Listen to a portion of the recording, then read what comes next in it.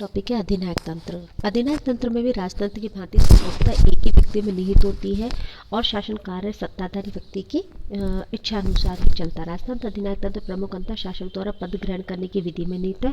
राजतंत्र में एक शासक साधारणतः वंशानुक्रम आधार पर पद ग्रहण करता है। अधिनायक तंत्र निर्वाचन, सैनिक योग्यता अथवा विशेष राजनीतिक समुदाय का नेता होने के कारण आधार पर व्यक्ति शासन का नेतृत्व करता है। अधिनायक तंत्र की परिभाषा। फोर्ड के शब्दों में राज्य के अध्यक्ष तथा असाधारण और विधानतर सत्ता प्राप्त कर लेना ही अधिनायक तंत्र है।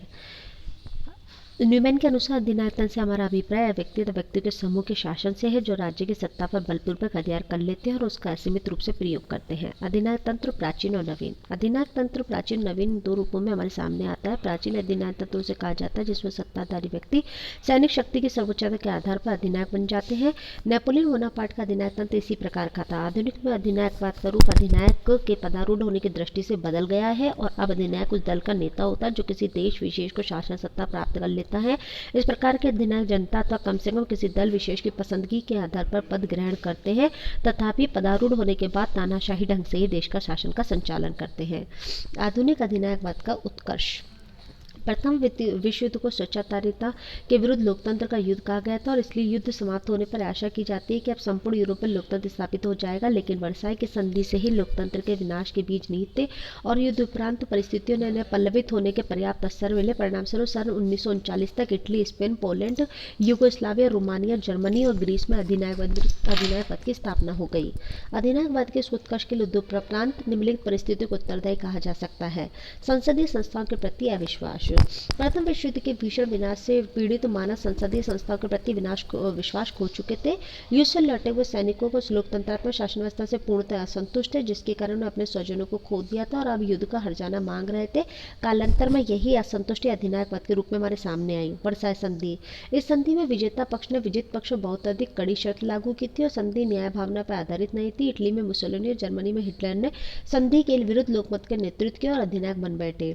कई देशों के लिए प्रजातंत्र नया था। प्रथम विश्व युद्ध के बाद पोलैंड, यूगोस्लाविया आदि देशों की रचना कर इनमें प्रजातंत्र स्थापित किया गया था, लेकिन इन देशों के लिए प्रजातंत्र बिल्कुल नया अनुभव था और प्रजातंत्रीय परंपराओं के अभाव के कारण शीघ्र ही अधिनायकवाद की स्थापना हो गई।